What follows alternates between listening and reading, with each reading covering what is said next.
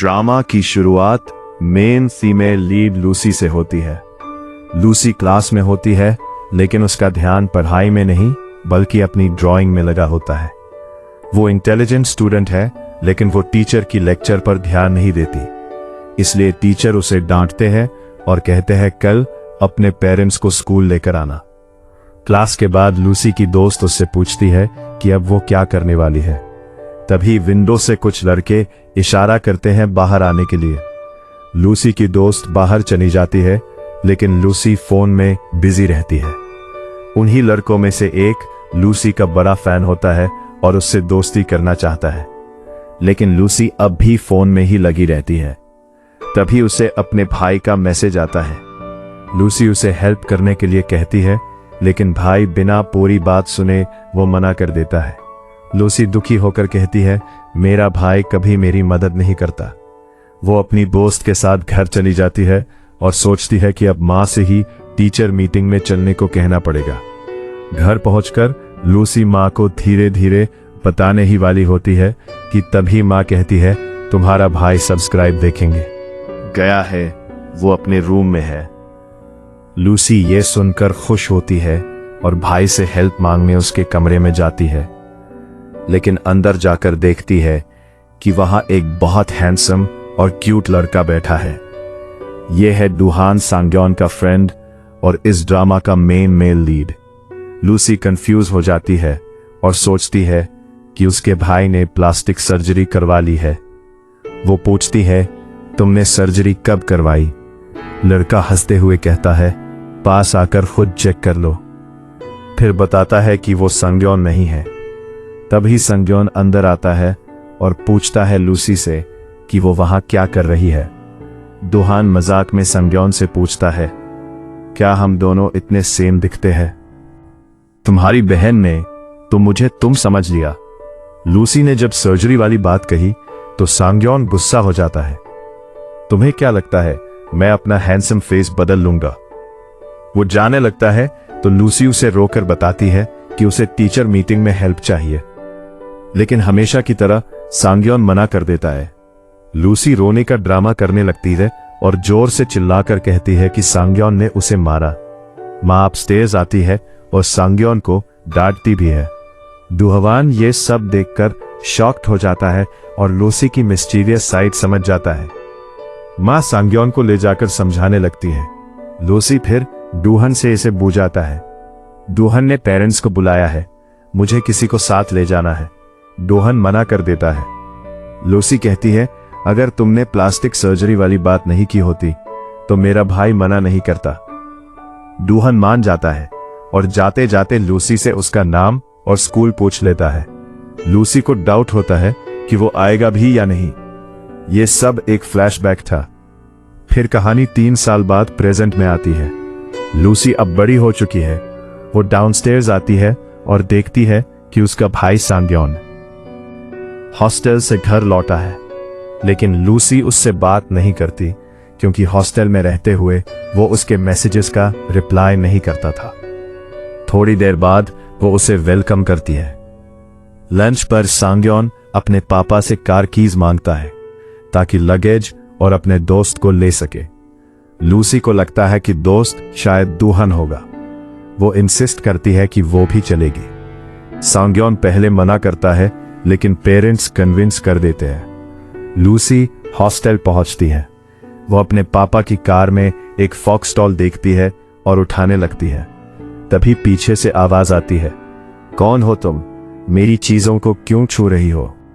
Lucy पलटती है और वहां डूहान खड़ा होता है। लूसी शॉक और नर्वस हो जाती है। डूहान उसे पहचान लेता है। तुम लूसी हो ना? वही छोटी बड़ी बच्ची।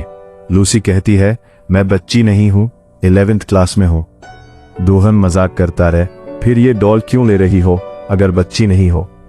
लूसी कहती है, मैं बड़ी हो गई हूं, लेकिन मुझे डॉल्स अभी पसंद है। डूहान हंसता है और उसे 3 साल पहले वाली हेल्प याद दिलाता है। हॉस्टल में सांग्योन बस बैठा रहता है और कुछ हेल्प नहीं करता। लूसी उसे लेजी कहकर डांट देती है। सांग्योन के दोस्त लूसी से इंट्रोड्यूस होते हैं। लूसी पूछती है क्या सच में मेरे भाई के पीछे बहुत सी लड़कियां पागल हैं? दोस्त हंसते हैं और कहते हैं हमने तो कभी नहीं देखा। लूसी की शरारत देखकर दूहन को समझ आता है कि वो अभी वही मिस्चिवस गर्ल है। लूसी ब्लश कर जाती है जब दूहन फोन उठाने के लिए उसके पास आता है। दूहन जॉब के लिए निकलता है।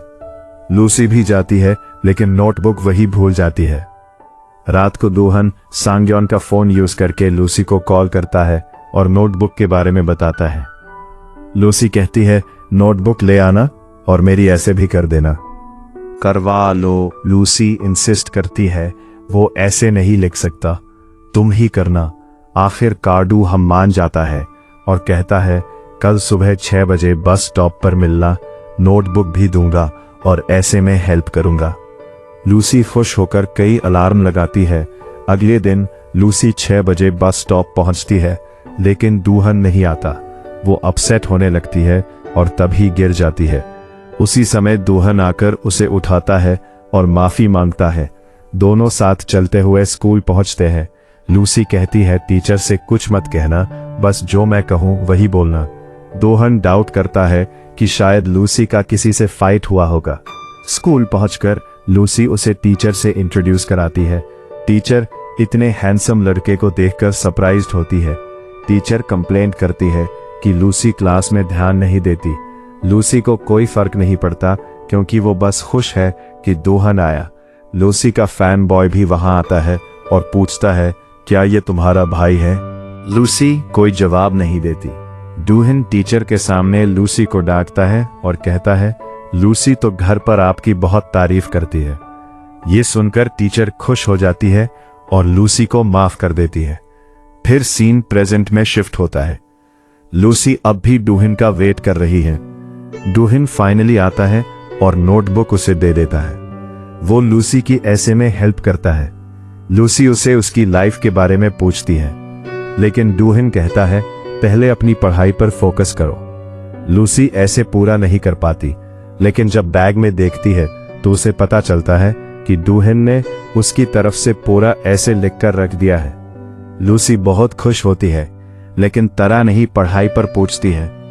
तभी उसका फैन बॉय आकर उसे हंसाने की कोशिश करता है।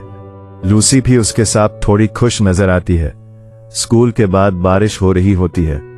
पेरेंट्स लूसी से कहते हैं कि घर पर ही रहो क्योंकि संघ्यून आने वाला है। कुछ घंटों बाद संघ्यून घर आता है और लूसी को ढूंढता है। जो छिपी होती है वो उसे ढूंढकर डिनर पर चलने का ऑफर देता है लेकिन लूसी मना कर देती है और कहती है मैं खुद नूडल्स बना लूंगी। फिर लूसी उसे फोन पर किसी से बात करता सुन लेती है। वो कह रहा होता है कि वो किसी दोस्त के साथ रेस्टोरेंट जा रहा है। लूसी अस्यूम कर लेती है कि ये दोस्त दूहन है और तुरंत प्लान बदलकर साथ जाने के लिए रेडी हो जाती है। लेकिन जब कार में बैठती है तो दूहन नहीं होता। लूसी का मूड खराब हो जाता है। थोड़ी देर बाद सांग्योन दूहन को पिक करता है और लूसी फिर से खुश हो जाती है। कार में दूहन नींद में होता है और लूसी से पूछता है तुमने मुझे हाय क्यों नहीं किया? लूसी फिर हेलो कहती है। दूहन मजाक में पूछता है तुम्हें नहीं लगता मैं हैंडसम हूं? लूसी ब्लश करती है लेकिन कहती है नहीं, तुम हैंडसम नहीं हो। दूहन हंसता है और कहता है तो फिर मुझे देखते ही ब्लश क्यों करती हो? सांग्यन और उसका दोस्त दूहन को स्कोल करते हैं कि लूसी को चिढ़ाओ मत। लूसी भी कहती है कि वो बैड पर्सन है। ये सुनकर दूहन चुप हो जाता है। रेस्टोरेंट पहुंचने पर लूसी कार से उतरने से मना कर देती है। वो कहती है कि वो सांग्योन के साथ पार्किंग में जाएगी। सांग्योन इंसिस्ट करता है कि वो उतरे। लूसी थोड़ा ऑकवर्ड फील कर रही होती है। वेट करो, मैं पैड्स लेकर आता हूं। वो और सांग्योन आवश्यक होकर पैड्स खरीदते हैं और किसी और के हाथों लूसी को दिलवाते हैं।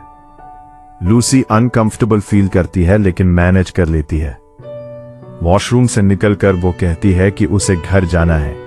सांग्योन उसे समझाता है सब ठीक है, ओवरथिंक मत करो, मैं तुम्हारे साथ हूं। रेस्टोरेंट में लूसी बीफ खाना पसंद नहीं करती। दूहन उसके लिए अलग डिश ऑर्डर करता है। लूसी उसकी इस केयर से काफी टच हो जाती है। नेक्स्ट सीन में लूसी और उसकी फ्रेंड मिनी बर्थडे पार्टी पर जा रहे होते हैं। वो एक रेस्टोरेंट में जाते हैं और लूसी शॉक हो जाती है जब देखती है कि वहां डुवान पार्ट टाइम काम कर रहा है। डुवान उनसे कैजुअली कहता है, एंजॉय करो, मैं यहां काम कर रहा हूं। मिनी मेन्यू देखने लगती है, लेकिन लूसी बार बार डुवान को देखती रहती है। डुवान नोटिस करता है और स्माइल करता है। लूसी जब ऑर्डर देने और पे करने जाती है तो डुवान कहता है, तुम कुछ डॉलर शॉर्ट हो, यहां हैंडसम को देखने का टैक्स भी लगता है। लूसी ब्लश करती है और कहती है, अगर तुम सच में इतने हैंडसम होते तो ये रेस्टोरेंट फुल होता। डुवान हंसता रहे।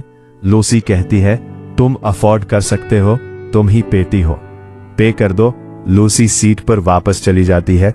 फिर वो सुन लेती है कि डुवान अपने बॉस से एडवांस सैलरी ले रहा है क्योंकि उसे पैसों की जरूरत है। पार्टी में बर्थडे बॉय और लूसी का फैन बॉय भी आता रहे। वो डुवान को पहचान कर हेलो करता है। सब लोग के रोके जाने का प्लान बनाते हैं, लेकिन डुवान लूसी को रोकता है और कहता है, तुम घर चली जाओ, अंधेरा हो जाएगा तो लोग परेशान होंगे। लूसी मान जाती है और घर चली जाती है।